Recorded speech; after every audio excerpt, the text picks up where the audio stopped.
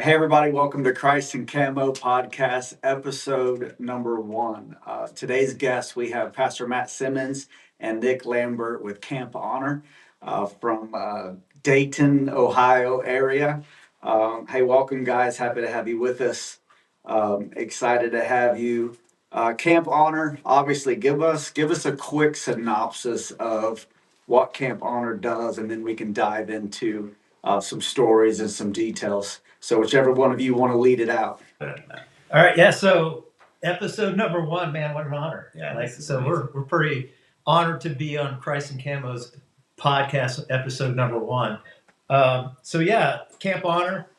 You know, we have this connection with you Dalton family and the Simmons family going back several years. It's like we look forward to, the time sometimes is a little bit longer than we want, but each time we get together, we're always talking hunting and God. I mean, is there really That's all I need. a little bit of food, maybe drinks? I don't know. So, but it's so Camp Honor. As you know, I've been a firefighter for 25 years.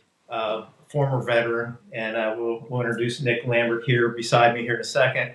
Also a veteran, also a first responder, and so PTSD, Todd, is really becoming prevalent in what we do as first responders. We see it. We hear about in the military. There are 22 veterans that commit suicide every day. So, as a Christian, as somebody who can relate to some of these individuals, and like I start to question, because I'm the fire chief here locally in my community, and I'm like, why am I different? Like, why don't I feel that I struggle with some of those same issues that's becoming very prevalent buzzword in the industry per se of veterans and first responders and also active duty military.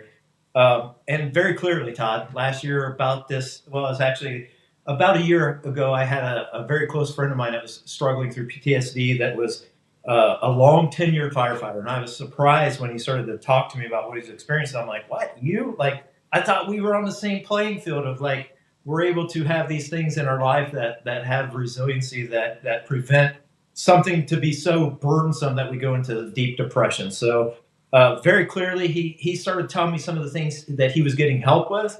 And very quickly, I started to say, man, I like my spirit inside me started to check, like, I'm not sure that's the right path. And so I remember soon thereafter, I was on my property. I got some acreage in the Wayne National in southern Ohio. I was deer hunting up on a stand, and I felt God real clearly say, this is what makes you different. This is very clearly God, like having a faith in God, family, having a wife that I've been married to for 29 years, and being able to get in the outdoors. It's like those 3 things to me, really, God spoke clearly. I started having conversations with my wife, listening to a few military podcasts of the same types of people saying, don't go to meds first. A lot of people took hits in the community for that. Coming out of COVID, where they were wanting to isolate people and, compounding that depression level in people who were suffering from mental illness. Probably in Indiana, you see it as well in your own church of what that did to our society, but also what it did to first responders, veterans, of people who, we went through a really bad season. There are people not feeling appreciated as first responders and veterans. We don't have to go deep into that hole, but we all kind of know where America was heading. But through that, I don't think meds are the first choice. I'm not against meds. I'm not like saying, hey, meds aren't for anybody. I'm saying, can you check off those boxes? Can you check off you have a faith in God, meaning like not just like I believe in God, but I actually am serving God. Like it looks like something. It costs you something. Same with your marriage. Like the veteran and first responder divorce rate is much higher than the traditional marriage in America, which isn't doing too well. So you have a higher percentage of divorce rates. So that tells you, like, what are people doing to cope with that? Are they going out to the bars? Are they cheating on their wives? Are they, or are you digging in your marriage? Like I've had to dig in. I know you're a good friend, and I know that you're like me, and you go through seasons in your marriage of different seasons of when you are first married to children to teenagers. It's a whole nother level, right? And so, but how much are you being intentional with your marriage? And then the component, what we're going to talk about today is the outdoors. Like, get outside. Like vitamin D, if you do nothing more, science is evidence-based. You get outside, you get sunlight. It does something to your human body. But me and Nick here getting into the outdoors and what Christ and Camo is a whole nother level. It's like and we'll talk about a few of the hunts that we've been able to experience, but it's a spiritual connection with God and how we were created, right? It's like you go to Genesis and Adam was given the task to not just name the animals, but to have dominion over them. And, hunting is that. Like I remember as a kid going out and killing my first, large game animal. Like my father walked me through that experience and said, "Hey, this animal did nothing to you, but it's a blessing from God." And it was just, I remember that recall. And ever since then, I get down when I do kill a large animal. It's been a while. I bless the experience and say, "Thank you, Jesus, for this opportunity." But there's something in your soul as a man that it feels like I'm being part of what God designed me to do, which in America, the last several years have been trying to get men away from doing those sorts of things. So without further ado, I'll turn over and introduce one of my board members, also good close friend and a nephew per se, Nick Lambert, who serves on the board, who's also a first responder and partnering along with Camp Honor. Yep. So I was I'm a combat veteran. I went to Iraq twice, and right after I got out of the military, the first thing I did was got in law enforcement. I've been in law enforcement now for 18 years. I've been a city cop now for over 16, and I think that we deal with a lot of things. Everybody does, but as a police officer in general, like you see so much and you deal with so much, you have to have a way of dealing with that. So for me, it is the outdoors. I love hunting, fishing, hiking, tent camping with my wife. Like we just love being outside, anything to do with being outside. And I think when you have that connection with the outdoors, it releases a lot of that tension that you build up every single day. And so I'm just honored to be a part of Camp Honor and honored to be a part of your guys' podcast too. This is amazing. So with Camp Honor, the whole intent is to be able to get men. Right now, it's men. Mostly men is the predominantly in what we have encountered is to get them in the outdoors. A lot of these individuals and the few that we've taken out so far hadn't had a lot of opportunity, aren't blessed like we are, like you and your family. You've made it a passion and priority. Most people in life, they don't make getting into the outdoors priority, especially hunting and fishing. In our circles, it's large, but in whole, it's not. And so our whole mission at Camp Honor is to get these men and different individuals who might be suffering from PTSD, you're able to build resiliency. That's a word that's really become prevalent for our background of getting into this. It's not just going out to hunting. It's actually taking these individuals out, trying to see where they're at, like the application process, see what they're struggling with. And we're also peer trained at a level to be able to recognize PTSD and also be smart enough to know that we're not super experts in it, but we are aligned with some experts. So we're partnering with a psychologist that only deals with first responders and veterans. And she's also shares the same worldview that you and we do, faith-based. That's very important to us because Camp Honor is a faith-based nonprofit.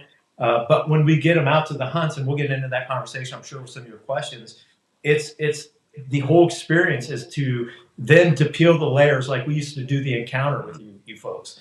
And it's like always been something that like has been near and dear to us, but it's so simplistic, but it's so accurate on what we need to do as Christians is there's times where with new believers, peel away the layers. Like what layers is going on? Same thing with mental health is what are you struggling with? Like let's see where God, family, and like they may be divorced, they may be like maybe don't even have a faith that we can sit around a campfire during that hunt and really start to dive in, but they leave with tools that they didn't have before. Then we got local partners here locally. Like now we're meeting and talking with you of expanding what we do to give them maybe that opportunity because around here anyway, private land's hard to come by. Not a lot of public in the Dayton area. You get out to Wayne National, there's a lot of public, but we can start to give them tools like, hey, you can go to Wayne National, like go on a weekend, take a tent, be a man, go do some manly things, and get close to God in a tree stand. Yeah, it's really incredible because I think with men, um, the first thing when I think of veterans and first responders, I think of just dealing with people in general, creating a place where they feel safe enough to go, yeah, I struggle with this. You know what I mean? Rather than feeling labeled or feeling like they're alone. I think with Camp Honor, not just the outdoor piece, but coming alongside guys that, hey, let us teach you how to hunt, let us teach you how to fish, let us teach you what the outdoors looks like. Do you guys run into where it's sometimes these guys are fighting? Really, it's lies of the enemy of them being alone and maybe fighting the shame of like, man, I shouldn't. Maybe Nick, being a combat veteran, did you have to fight through some of that? Just the lies of the devil of the shame being attached. Oh, you shouldn't have PTSD. There's something wrong with you. Rather than that reach out, you had that pride or just that shame that the enemy would put on you. Did you experience that? So I went through an incident in 2020, and my wife, like we went through it, and it was done and over with. And as a man, like I already moved on, like I was past it, right? And my wife approached me, and she was like, "Hey, I think we should go to this retreat. It's for people who have went through traumatic incidents." And I was like, "What incident?" And so like it didn't even like sink into me. She started crying, and then I realized I had messed up. But being there, you're in a room with 100 other people and you have a speaker, and then you look around and you realize that you're not the only one that has went through something like this. And we bring the same thing to Camp Honor. Like we're both veterans, we're both first responders. We feel and have felt the way that you feel and have felt, and we can help you get out of this hole. So it's a really really cool concept, and like he said, we do facilitate it kind of like the encounter. We kind of run it like that. I went to a few encounters myself, and I love them. And so when we ask the tough questions, we're also answering those questions. We're not just like putting this guy under a spotlight and saying, Right. tell us how you worship God. Like we're answering the questions too. And when we are answering the questions, like sometimes I feel like we come out of it like with more than what they may even like. It also takes us closer to God, and closer to each other when you have four guys sitting around a campfire and they're all answering the same questions. That's cool. So for those of you listening, when they talk about an encounter, our churches, we've been in relationship for many years. We do men's retreats, and at these retreats, we go through sessions. We go to the cross. We do inner healing and forgiveness. We do sexual purity, and so Matt mentioned it earlier about peeling away the layers. But what makes the encounter so powerful is not just obviously it's Jesus, it's forgiveness, it's the cross, but it's the place where men get to come and see other men who are willing to go, man, I'm not perfect. I've screwed up. I've made mistakes. I've done, some things that would make you scratch your head. But at the end of the day, we've all sinned and we've all fallen short of the glory of God. But, His grace and His mercy is there for everyone. And so when we talk about men's encounters, we talk about, those things. That's what we're talking about. And so they are super powerful. But I think the key in that is what you guys are saying in the sense of them not feeling alone, not feeling singled out. This is not a battle. And I think most men struggle with this, especially men, is feeling like they have to fight this war on their own. The Bible's very clear how dangerous it is for a man to fall and not have somebody there to help him up, or a brother to stand, back to back with. And so I think, kudos to you guys on that. I think it's an awesome concept. I was recently at the ATA in Indianapolis. I don't know. Did you guys go to Vegas? Did you end up going to the SHOT Show, No, or did no, I just talked you to weren't somebody able to last make night. it? We weren't able to make it, but there was a lady in our church last night I was talking to that actually got to go out, but no. but I was really surprised with how many concepts very similar to Camp Honor that were there, but there was one piece that was missing to me, which is why we do Christ and Camo Outdoors, because there's hunting shows all over the place. There's outdoorsmen all over the place, and but there's a missing piece that is the center of it all, and that is that relationship and the faith factor. And we can try self-help, we can try self-effort, we can try positive thinking. All of those things are great, none of them are bad. But if you take out that eternal aspect of Jesus, that relationship, the forgiveness, the cross, all of those things, then you just have another program. You just have another opportunity for somebody to go hunt or fish. And so I think with like with us in Christ and Camo, the goal is, okay, yes, we love the outdoors, but we love watching lives change more. We love people encountering Jesus all the more. And so to sit around a campfire, I mean, I don't even have to close my eyes to envision what that looks like. A guy sitting around a campfire with other men of God, finding the gold on the inside of them. Like, bro, you sit around this campfire and all you do is see your PTSD. All you do is see your mistakes. All you do is you see, your lash out at your wife or your kids. But this is what we see in you. The power behind that is, it literally is life changing. And most men don't have that. They don't have a brotherhood. They don't have people willing to invest. Not only will we find the gold in you, but we will invest our personal time, our personal experience for you to encounter not just freedom, but to encounter God and to know who you truly are. See, that's life changing. It's not hey, let me hand you a book, read about self help, and go implement these principles. We're gonna tell you what changed us.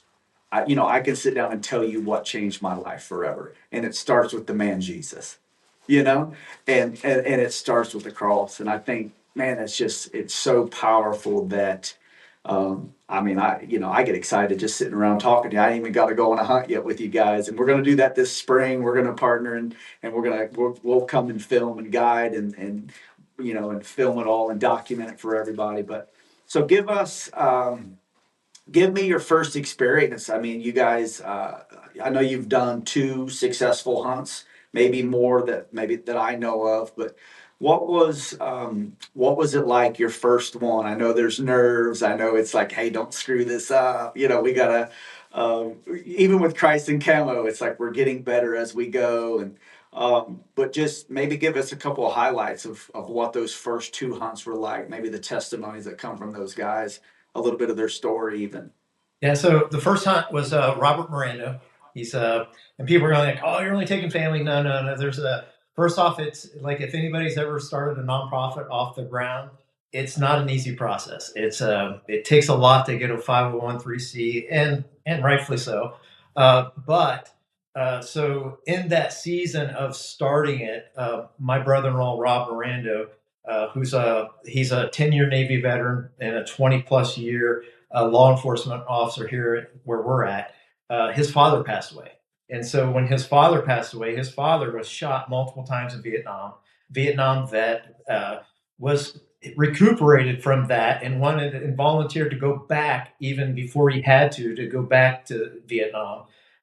Anyway, long story short, he passed away. And a part of the legacy, and they didn't even know, but he had a little bit of money, not much, but some of that was to be given to legacy opportunities. And so, literally, when they came to me and said that they wanted to be a part of Camp Honor, I cried. I'm a grown man, and I cried a little bit. I'm like, man, that's doggone special. And then very quickly, Nick and I were trying to, you're trying to get all this ready, right? I mean, with what you guys do, you're trying to promote what you're doing, even though in your heart it's like the best thing ever. You got to get other people because I mean, we can't do it alone. We got to get partners. So we tried, and that was probably about August, September timeframe when we finally got legit and were registered with the federal government. And so we needed to get one of those hunts under our belt. and also that first hunt was a learning experience. But I'll turn that over to this guy because you're right. We're just kind of running out there and saying, okay, we know how to hunt, but do we know how to put all this together to make it like impactful for the person that's going, right? And so I'll turn it over to Nick for Nick's amazing, by the way. Like to watch him in the environment of the hunting aspect, but tying the hunting in, and there's some film out there that you guys can link up, but I'll let him talk about that first hunt. Yeah, so I've been videotaping for a while. I have my own YouTube channel, and so I kind of brought that in with experience of hunting, and so I was the guide for their first hunt, Rob, and I did a pre-interview, and you can see, like, when you watch this video, you could see like a visual difference between before the hunt and after the hunt. And then we got up there, and we couldn't ask for a better situation. A doe came running by, and he was actually going to shoot the doe, and then there was a buck behind it, and I was like, "There's a buck," and he was using my bow and everything, which we had practiced on extensively beforehand as well. So I knew he was going to make a great shot, and you could see him just like settle in and take the shot. And if you've never shot a deer before, you have no clue what, like, the deer didn't just drop. What's going on? And so like I was like, "That was a great shot." And then he's like, "It ran off," and I was like, "Yeah, it'll lay down." And we went and retrieved it, which we got all of this on film. I got him shooting it on film, the retrieval on film, the last interview, and you would have thought it was like he shot, a 30-point buck. But it was perfect for us because it was a success. Like, you don't want to take someone out there for 3 days and not get a single shot. I mean, you would still have the other things, the talk and everything like that, but you still want to have some success. And God really blessed us on that hunt, and it was amazing. And we learned so much. Yeah. We learned like what was very like. I mean, to be honest, God just blew our socks off, right? I mean, He's like, I think some of those things are in faith, like probably for what you guys are doing, these steps of faith that you have an idea of what God has put in your heart, but then once you start to put those steps to action, there's those steps of faith, and then God starts to like blow it up for you, and that's really what happened with that first hunt. Yeah. It's so interesting because God doesn't always give you step 10. He gives you step 1. Mhm. And he was like, "Hey, be faithful with step 1, and then I'll show you step 2." And like my word, even for this year of 2025 in prayer, was let me build it. I really felt like God was like, let me build it. You not be lazy, not sit around and do nothing, but let me make connections. Let me, and I think even with Camp Honor, it's just sitting there going, "Okay, God, I know what you put in our heart. We know what you've asked us to do, so we're going to be faithful in those first initial steps." And then he makes the connections and he connects the dots. And I mean, even the text message that when you message me, Matt, you're like, this is, "What are you guys doing?" And I'm like, "What are you guys doing?" We're like, "Frick yeah, this is going to be awesome. Let's go." We hadn't talked. We didn't know, hey, that we were going to be doing a ministry involving the outdoors almost simultaneously. So I think it's pretty awesome. You're right that the faithfulness in just the beginning. So many people have a dream in their heart and they never even start.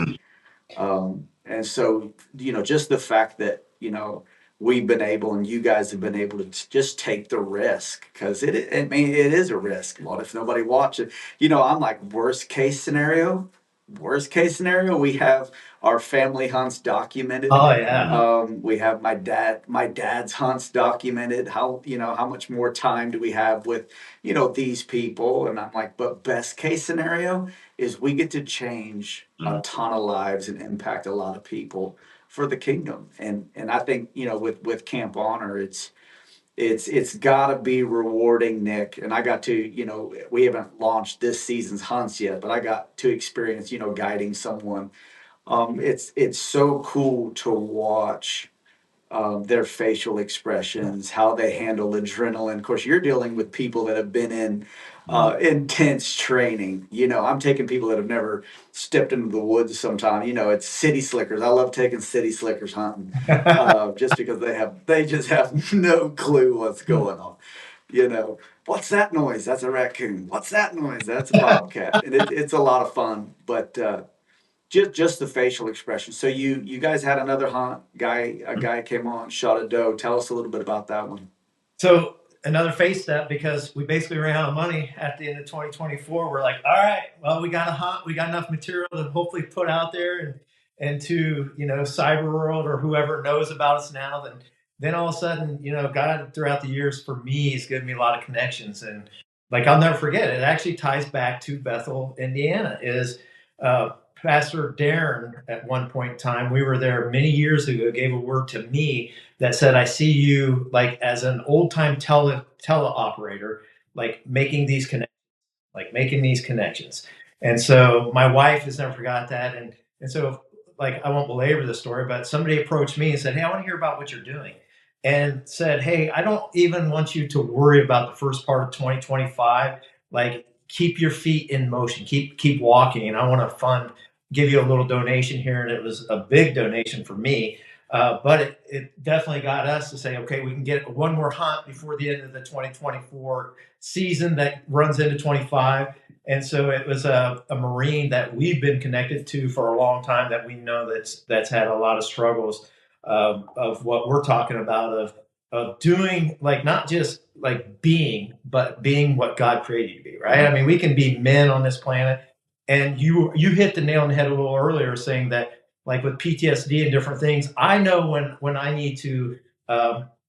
We got some good counseling people in our church. We call Sozo Ministry, and I know when it's time to, like, hey, go talk to them, because, like, I got it building up, right? So because I can start to lash out on my wife, my son, the people that are closest to me, treat them the worst, and that's not like, that's after I serve a community, and these vets and first responders, they shouldn't get the best of us. Like, our family and the people that are closest to us should get the best of us. And when that balance is out of balance, then that's when it's like these types of things are very beneficial. So we know this guy, this is what we know what he needed. And I'll let Nick get into the hunt, but I do want to say that this guy was a veteran of Afghanistan, and what we did to Afghanistan in the last year and a half or last 2 years was just, unbelievable. And so a lot of those veterans are suffering from, like, man, was everything that I did there for no good at all? And so he started to open up to us with things he's never shared before. I feel confident in what I can share at this moment, and it'll be on video later.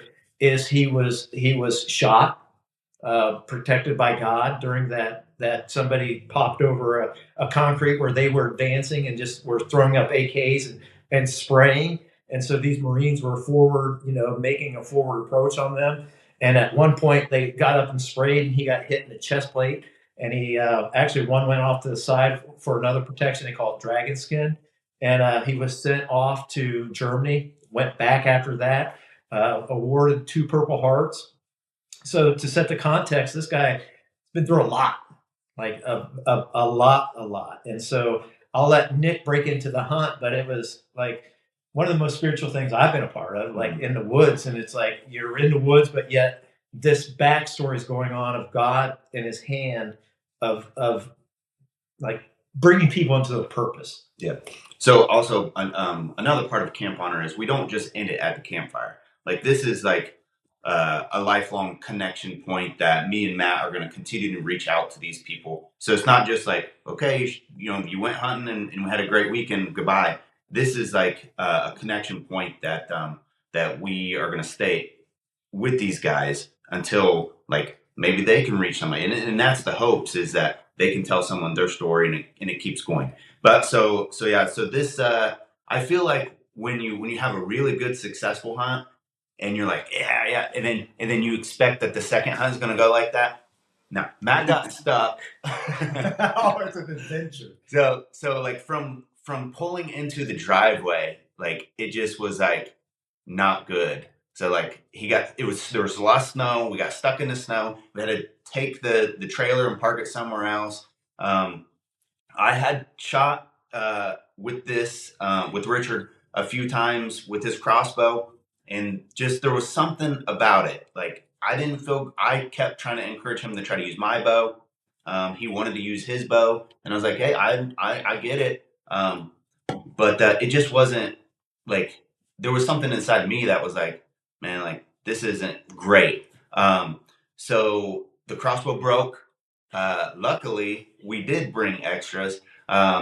So he ended up shooting a doe with someone else's bow, and initially where we had shot Rob's buck, we went there for the first morning, nothing. I mean, we didn't see anything. It's cold, and the weather is just not Like 6 inches of snow on the ground. Yeah. So they should stick out, and so we ended up going to the property next door, and the guy there, he had a stand in a pine tree, hadn't been used in years, and I know because I sat on it.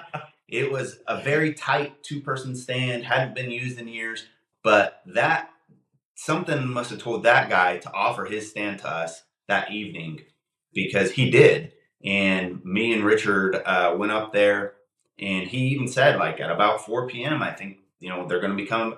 And literally at 3:45, we're talking in the stand because we can't see any deer. Like, you'd be able to see them. And all of a sudden, I look over and I'm like, Richard, they're behind us. And they were literally walking right under us. And so there was a group of about 6 to 8 doe, and the one in front, she was perfect size and stood broadside, and I was like, shoot her. And so he did, but the way, because I recorded that video as that hunt as well, and I actually muted the hunt, like the part where he's hunting, because I told him several times to shoot her. And there's an extended version we're going to be releasing later, as he comes back and tells Matt why he couldn't shoot her right away, because it was like 5 times I told, shoot her. Okay, she's broadside, shoot her. Like, and I'm, maybe he can't hear me, so I say it a little louder. But it was just, he was looking down the scope and wasn't seeing a doe. So he had never shot a whitetail either. So it was just like him reverting to a state in Afghanistan. And once he actually released the arrow, like, it was a total release, not just the arrow, of his heart to God. And like, he released all those emotions like that. I am not in Afghanistan anymore. I'm not looking down that type of scope. And it was just like, for me to be there, we were out in the middle of nowhere. Matt was on his property. So we was all alone.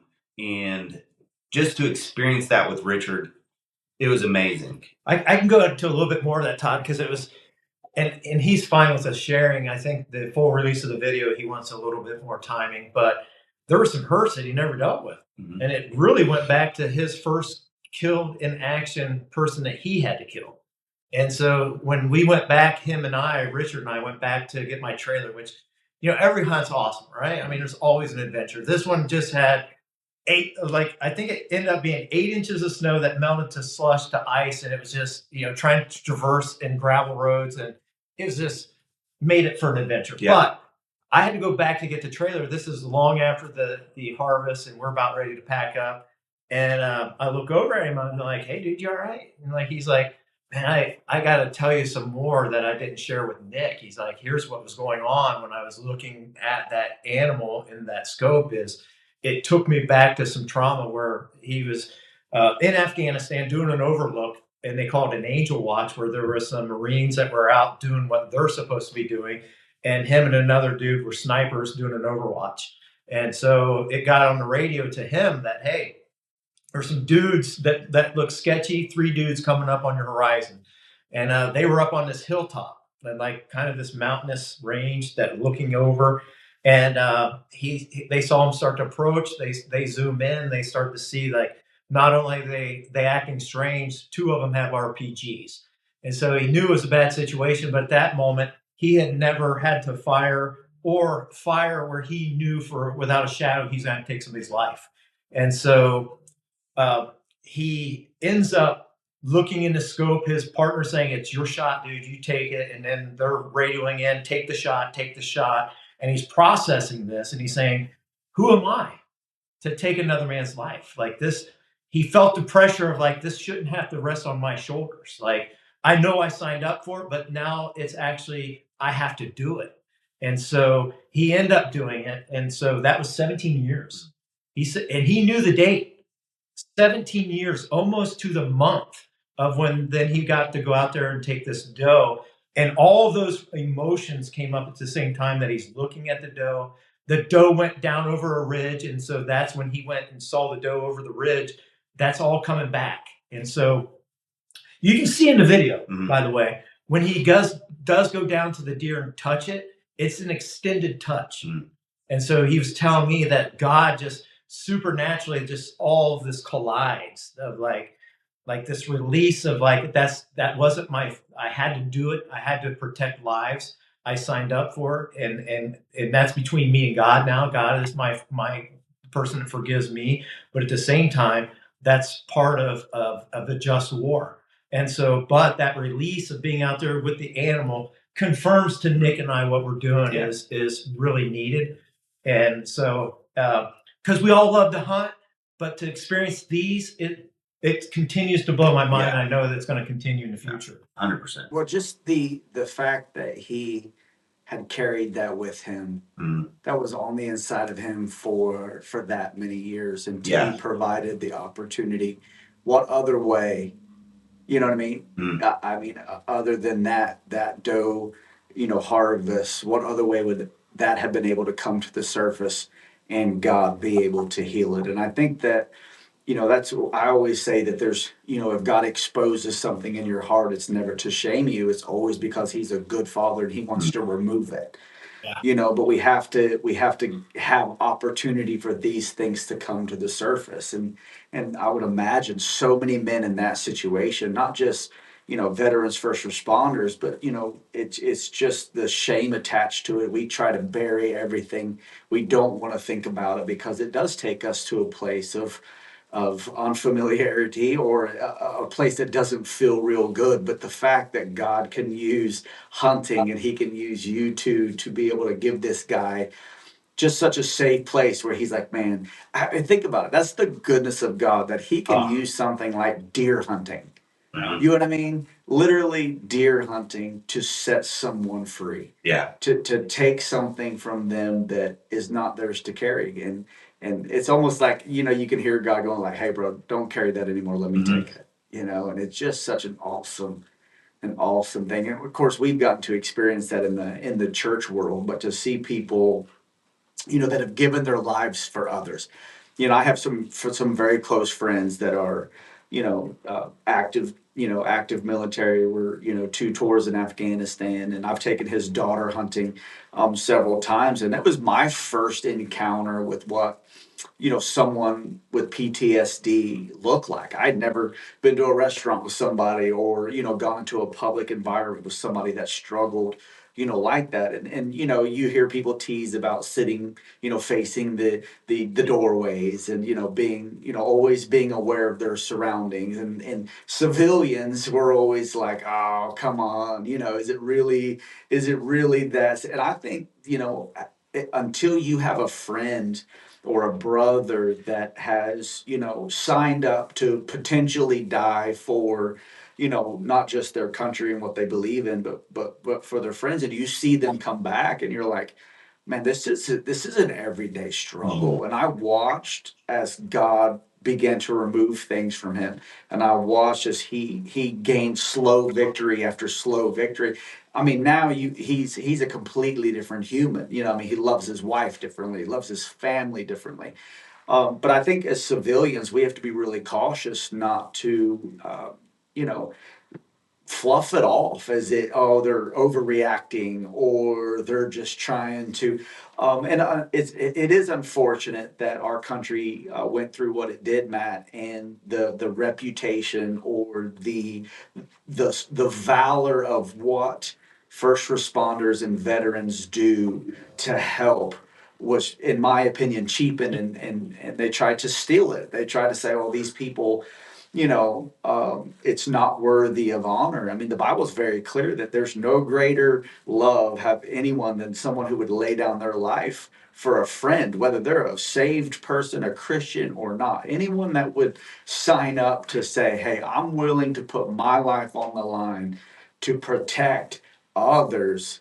man, not only are they worthy of honor, you know what I mean, but they're worthy of, of so much more. And I think that, like myself, never did the military. My mom was very, you're not going anywhere, sheltered, whatever. But I think my appreciation for what first responders do, what veterans do, I gained a whole new level when I got around, my brother Tim and, a friend named Aaron and these guys that they had to do some things that nobody else, would do, and it makes you go, wow, it's real. It's not something that's in a movie.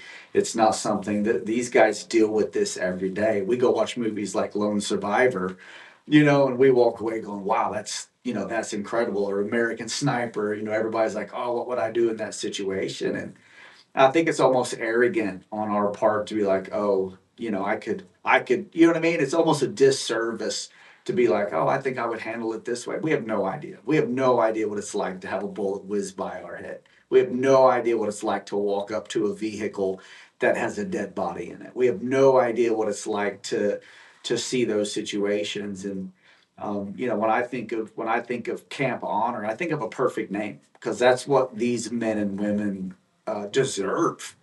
I mean, they deserve honor. They deserve our respect and our ability to go, man, we appreciate what you do on a daily basis. And I think that was lost. I agree with you, man. I think it was lost for a while where people were just like, oh, it's a power trip or I mean, you know, it's just crazy to me, but, it's some of the greatest people on the planet, people that would sign up to, Yeah. hey, I'm going to leave my family to go protect yours. And I think we have to be really cautious as civilians to not lose our honor and respect for men and women that lay their life down for others. But that's so crazy that his healing came from taking a doe. It's just And here, they always say that you carry more into the woods than you take out. it's one of my favorite You know. quotes right there. I love that quote. And it's a Yeah. full process because it's not done. Like he not only took a doe, but Camp Honor covers everything. We cover from the That's cool. time he leaves his house till the time he comes back, and that includes the processing of that meat. He gets to now share that with his family. He actually wanted, like we have a guy that can help us process it, but his daughters wanted to see this animal, so it we're like, fine, just take it to processor, we'll cover it. And so he's excited to be able to feast on that animal and to feed his family. So it's like it's a process that doesn't end right away, and that's the other part that's great about this. And we had so that we saved the heart. It was a double lung shot, so we saved the heart. And that night we ate heart and tenderloins, and it was in bacon fat. So I mean, it was yeah. I know Todd likes bacon So- because Todd, I remember being So- like he couldn't get enough bacon, Right. but and we had a gentleman that was there from our church who actually is an expert at culinary arts with wild game. Like, And he did it. got trained in Colorado, and we didn't have a lot of resources. My cabin's small; it's not a lot there. Spices are salt and pepper. That's the spices I have there. But he found coffee, and he put coffee on the deer heart. If you've never tried that, for the audience, whew, that was good. Really, I can still taste Yeah, it. we had venison. We had some venison recently in Oklahoma, and I was like, "What'd you soak this in?" He's like, "You won't believe me if I told you."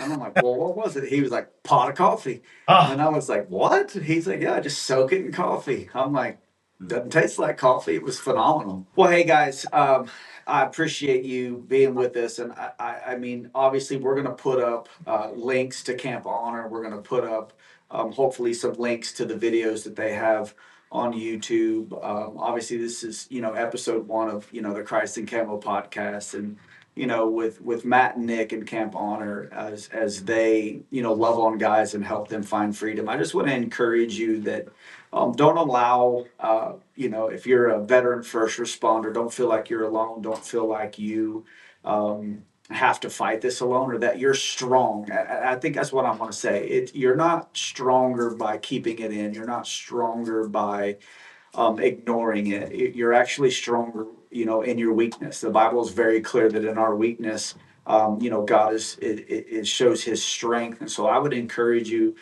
whether you go on a hunt or not. I believe that these guys are building a brotherhood of first responders and veterans that could, get together and have a conversation. So if you're struggling out there, I would say look these guys up, even if it's just for the conversation. I know both of them. I know their heart. And they're about changing lives. And so I would encourage you, don't do it alone. Don't do it by yourself. Don't be one of the 22 guys a day that take their life, but be the guy that chooses to face tough stuff, to live for your family. And so, with that, I want to thank you guys for coming on. I admire, you two. I admire what you're doing, and I think that Christ and Camo and Camp Honor is going to do some incredible things here in the future, and changing lives. And I don't know if you guys have any exiting statements you want to make. Now's the time if you do. I'll just say one of the scriptures that we really are leaning on with Camp Honor is Isaiah 6:8, and it says, Isaiah is looking around, and it's like, and he hears the Lord say, who are we gonna send? Who's gonna go before us? And Isaiah is probably looking around. He's like, well, I feel like I'm the only one in the room, but here am I, Lord, send me. And that's really a good scripture for people who are out there serving their communities. Somebody has to do it. Somebody has to respond. Like I know who you're talking about with Aaron, and going out to these scenes of family members that's like we have a lot of suicides here locally, and law enforcement's the first ones to show up. And so doing those notifications, even if you can't do a whole lot, you got to tell somebody their loved one just passed away. So I would encourage the audience as well that hug on these dudes, like hug on these men and women that are out there serving the communities, hug on the ones that served as veterans, and they will stop by churches because they're searching, and you might not even know it, but they might show up in your church, and we just love on them. So Isaiah 6:8, there's somebody out there doing it, so you don't have to. But to your point, I'm excited to see what God has for the future, because beyond all of this, it's like an amazing roller coaster ride of like joy. And so I can't wait, because I know what you guys are doing, and I just love watching it, saying I know those dudes, I know them, and like to think that we're going to partner up in the next year, like I'm stoked, and I can't wait for that to play out. Yep. CampHonor.org is the website. Camp Honor on YouTube. More things to come, and it's all God. And the applications for that, Todd, we're going to have here soon. I'm going to update the website. We got a link there. They can apply, but it's not limited to Miami County. It's not limited to Upper Room Worship Center. It's open to people who are outside our state. So anybody that's listening, that you feel that you know somebody that would be deserving of one of these hunts, fill out the application. And we will definitely, as God blesses us, we're going to bless others. Hey, incredible. Hey, everybody that joined us today, thank you for listening to Christ and Camo podcast episode 1 with Matt and Nick and Camp Honor. We just pray that God bless you, He keeps you, that you learn of His goodness, His kindness, and that, through the outdoors, your life can be changed forever. Thanks for being with us.